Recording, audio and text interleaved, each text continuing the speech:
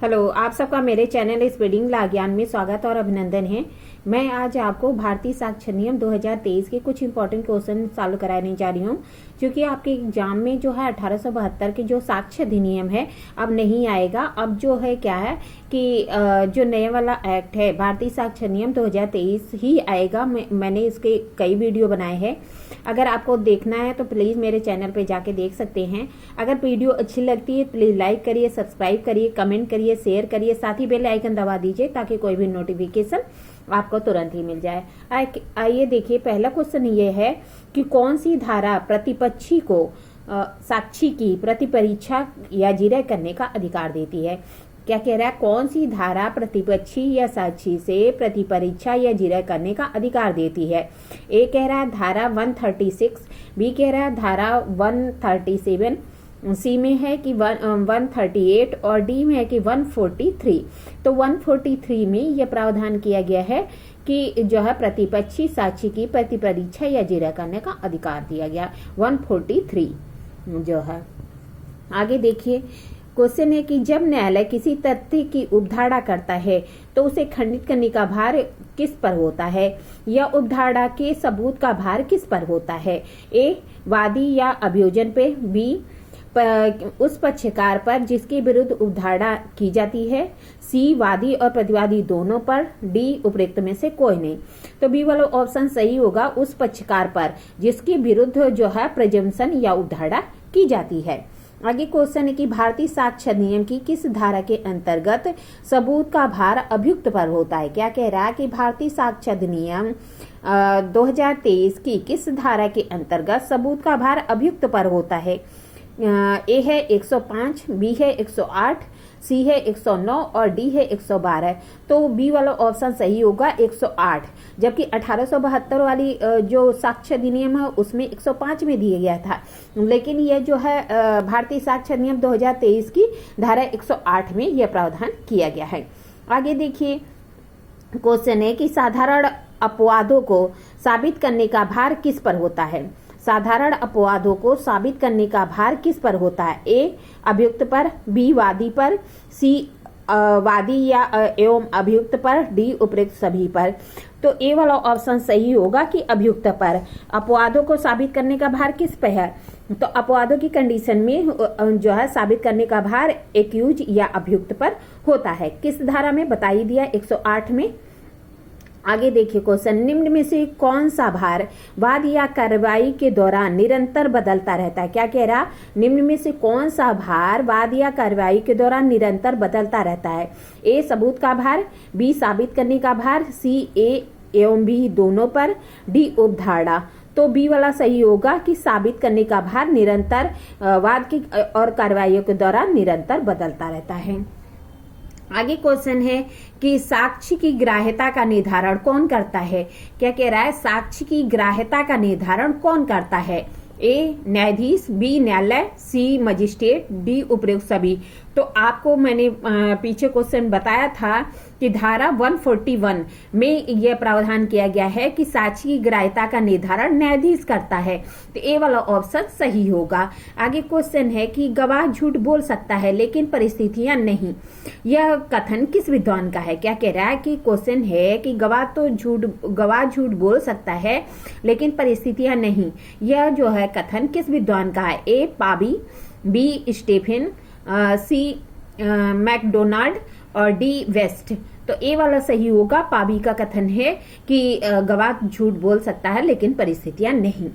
एक जो है थॉट है कि एक बात में मिथ्या तो सब बात में मिथ्या का सिद्धांत लागू नहीं होता है। इंग्लिश में कहते हैं फाल्सस इन यूनो, फाल्सस इन ओमनिबस। ठीक है, कहते हैं कि एक बात में मिथ्या तो सब बात में मिथ्या, यह सिद्धांत कहाँ लागू नहीं है। ए ऑप्शन है भारत में, बी है इंग्लैंड में, सी है ए एवं बी दोनों में, डी है उपरोक्त में से कोई नहीं। तो ए वाला सही होगा कि भारत में यह सिद्धांत लागू नहीं है। आगे क्वेश्चन है कि साक्षी न्यायालय की आंख और कान होते हैं, किसने कहा। क्या है कि साक्षी न्यायालय की आंख और कान है, किसने कहा।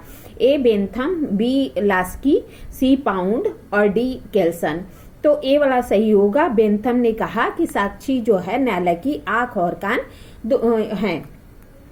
ए वाला ऑप्शन सही है। बेंथम का कथन है कि साक्षी न्यायालय की आंख और कान है।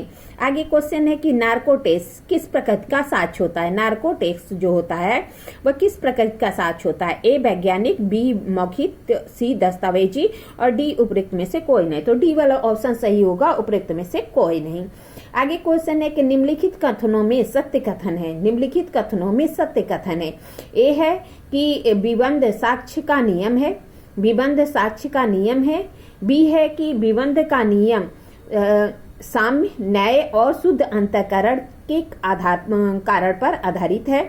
सी है कि स्वीकृति विबंध कर सकती है। डी है कि स्वीकृति निश्चायक साक्ष्य नहीं है। ई है कि उपयुक्त सही। सभी सही है, क्योंकि जो देखेंगे विबंध क्या है, साक्ष्य का नियम स्टॉपेल क्या है, तो रूल ऑफ एविडेंस है। ठीक है। फिर जो है विबंध की जो है न्याय, साम, शुद्ध अंतःकरण पर आधारित है। फिर जो है स्वीकृति विबंध कर सकती है, स्वीकृतियां विबंध कर सकती हैं। स्वीकृति निश्चायक सबूत नहीं होती है। तो ई वाला ऑप्शन सही होगा, उपयुक्त सही सभी। आगे क्वेश्चन है कि निम्नलिखित कथनों में सत्य कथन है। विबंध केवल सिविल मामलों में लागू होता है। संस्वीकृति केवल आपराधिक मामलों में लागू होती है। स्वीकृति जो है सिविल और क्रिमिनल दोनों में होती है। डी है उपयुक्त सभी। तो जानते हैं विबंध क्या होता है, केवल सिविल मामलों में ही लागू होता है, जबकि संस्कृत केवल आपराधिक मामलों में जिनका कन्फेशन होता है वह केवल क्रिमिनल केस में ही होता है। और लेकिन जो स्वीकृति होती है, एडमिशन होता है, वह जो है दोनों पे लागू होता है, सिविल में भी और क्रिमिनल में भी सुसंगत होता है। तो डी वाला ऑप्शन सही होगा कि उपयुक्त सभी। आगे क्वेश्चन है कि निम्न में से कौन सा कथन सत्य है। स्वीकृत निश्चायक सबूत नहीं होती है, सही है। संस्कृत सार्ववान साक्ष्य, यह भी सही है। केवल संस्कृत के आधार पर किसी व्यक्ति को दोषी दंडित किया जा सकता है। कन्फेशन के आधार पर ही किसी व्यक्ति को दोषी दंडित किया जा सकता है। बी वाला भी सही है। विशेषज्ञ जो साक्ष्य होता है वह संपोषक साक्ष्य होता है, यह भी सही है। सह अभियुक्त की संस्कृति सुसंगत साक्ष्य है। जो सह अभियुक्त है उसकी जो संस्कृति है वह सुसंगत होती है। तो ये जो है सभी कुछ सही है। डी वाला ऑप्शन सही है, क्योंकि जो स्वीकृतियां होती है निश्चायक सबूत नहीं होती है। संस्कृत सार्ववान साक्ष्य है, विशेषक साक्ष्य संपोषक साक्ष्य है और सह अभियुक्त की संस्कृति सुसंगत साक्ष्य होती है। डी जो है उपयुक्त सभी।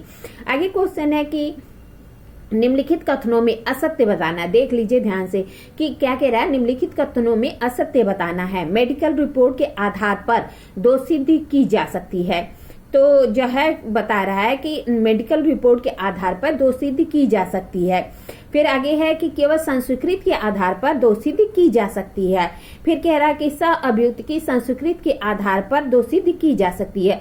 तो ये उपयुक्त सभी होगा, सभी असत्य होगा, क्योंकि केवल मेडिकल रिपोर्ट के आधार पर दोषसिद्धि नहीं की जाएगी, केवल संस्कृत के आधार पर भी दोषसिद्धि नहीं की जाएगी और सह अभियुक्त का जो साक्ष्य है उसके आधार पे भी दोषसिद्ध नहीं की जाएगी, जब तक कि अन्य साक्ष्य द्वारा उसकी संपुष्टि न कर लिया जाए। ठीक है। इस तरह मैंने आपको कुछ क्वेश्चन सॉल्व कराया। आगे क्वेश्चन अगली वीडियो में सॉल्व कराएंगे। अगर आपको मेरी वीडियो अच्छी लगती प्लीज लाइक करिए, सब्सक्राइब करिए, कमेंट करिए, शेयर करिए, साथ ही बेल आइकन दबा दीजिए ताकि कोई भी नोटिफिकेशन आपको तुरंत मिल जाए। ठीक है। धन्यवाद। Thank you.